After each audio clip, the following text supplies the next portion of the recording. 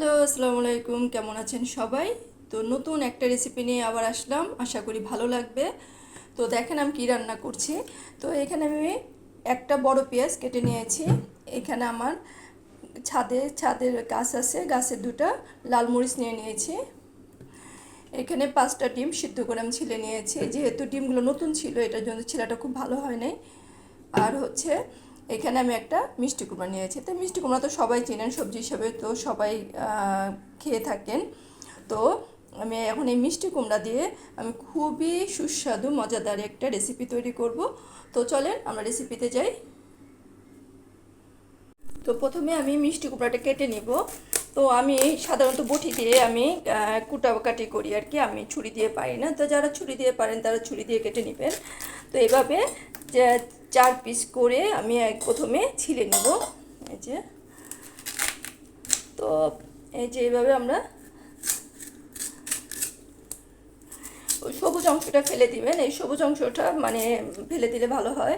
তো এই ভিতরে বুকাটাও ফেলে দিবেন। তারপরে এভাবে করে আপনারা এভাবে করে কেটে নেবেন। আমি সম্পূর্ণ কাটাটা দেখাচ্ছি, কারণ যারা নতুন আছেন তারা কিন্তু অনেক কাটতে একটু সমস্যা হবে। যে এভাবে পিস করে নেবেন, এই যে এইভাবে এইভাবে।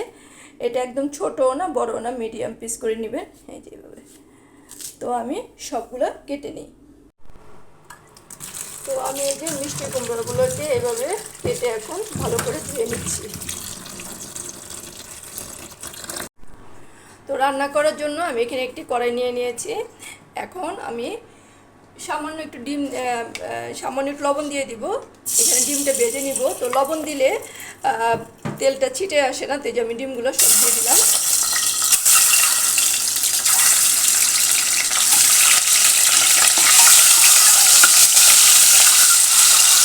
তো আমি ডিমগুলো তুলে নিয়েছি। তো এখন আমি এখানে ওই পেঁয়াজ কাটা দিয়ে দিব। পেঁয়াজ দিয়ে আমি একটু লাল করে ভেজে নেব। তো আমি পেঁয়াজটা হালকা করে ভেজে নিয়েছি।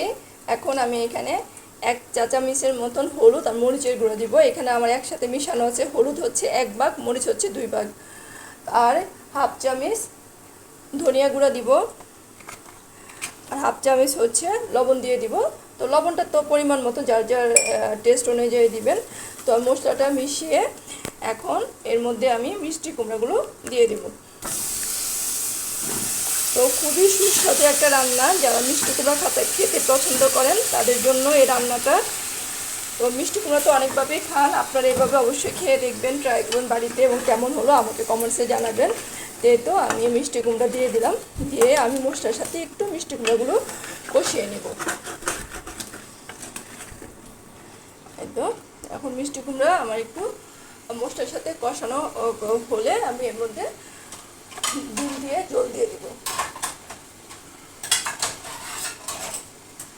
তো এটা আমি একটু ঢেকে দিব 5 মিনিটের জন্য। তো আমি 5 মিনিট পরে ফিরে আসলাম।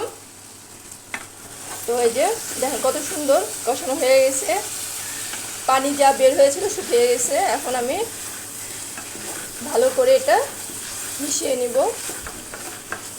তো কষানোর পরে কিন্তু তরকারির স্বাদটা অনেক বেড়ে যায়। তো এই তো এই পর্যায়ে আমি সামান্য একটু চিনি দিয়ে দিব। তো চিনিটা যার যার পছন্দ অনুযায়ী দিবেন, অনেকে একটু মিষ্টি মিষ্টি খেতে পছন্দ করেন। তো যারা মিষ্টি খেতে পছন্দ করেন তারা দিবেন, আর যদি না খেতে পছন্দ না করেন তাহলে দিবেন না, কারণ চিনিটা দিলে তরকারির স্বাদটা অনেক বেড়ে যায়। আর মিষ্টি কুমড়ার মধ্যে চিনি দিয়ে আমি রান্না করি, খুব ভালো লাগে আর কি খেতে। তো এই তো আমার হয়ে গেল। তো এখন আমি এখানে ডিমগুলো ভেজে রেখেছিলাম, সেই ডিমটা দিয়ে দিব। ডিম দিয়ে একটু নেড়ে চেড়ে দিব। তো এখন আমি ফুটানো গরম পানি, অবশ্যই তরকারিতে ফুটানো গরম পানি দেওয়ার চেষ্টা করবেন, তাহলে তরকারির স্বাদটা আরও বেড়ে যায়। কারণ হঠাৎ করে যদি আপনি একটা গরম জিনিস মধ্যে ঠান্ডা পানিটা দেন তাহলে কি হয়, চুপসে যায়, টেস্টটা একটু নষ্ট হয়ে যায়। তো চেষ্টা করবেন যে সবসময় একটু গরম পানি ব্যবহার করার জন্য। তো এই যে আমি এখানে পরিমাণ মতন গরম পানি দিয়ে দিলাম, এটা যার যার পরিমাপ বুঝে দিবেন। তো ওই যে আমি এখানে এখন এটাকে আমি 5 মিনিটের জন্য ঢেকে রান্না করব। তো আবার 5 মিনিট পরে আসছি। তো আমি ফিরে আসলাম 5 মিনিট পরে, দেখেন তরকারিটা কত সুন্দর হয়েছে। কালারটা অনেক সুন্দর আসছে এবং খেতে খুব মানে সুস্বাদু এই তরকারিটা। তো এই যে ডিম দিয়ে মজাদার মিষ্টি কুমড়া তরকারিটা বাড়িতে অবশ্যই ট্রাই করবেন এবং কেমন হলো আমাকে কমেন্টসে জানাবেন। যারা ঘরোয়া রান্না চান খুব ইজি ওয়েতে এবং খুব অল্প সময়ে, তারা আমার চ্যানেলটাকে সাবস্ক্রাইব করে পাশে থাকবেন এবং আমি অনেক আবার নতুন নতুন ছোট ছোট রেসিপি নিয়ে আসব, যেটা খুব সহজে আমরা বাড়িতে রান্না করতে পারি। তো আজকে এ পর্যন্তই। তো সবাই আমার জন্য দোয়া করবেন, ভালো লাগলে লাইক কমেন্টস দিবেন, চ্যানেলটাকে সাবস্ক্রাইব করে পাশে থাকবেন। তো এই তো আজকে এ পর্যন্তই। আজকে আমি এইরকম জলই রাখবো, একটু মাখা মাখা জল, খুব শুকাবো না। তো আমি এটা চুলার জালটা অফ করে দিলাম। তো আজকে এ পর্যন্তই। আল্লাহ হাফেজ।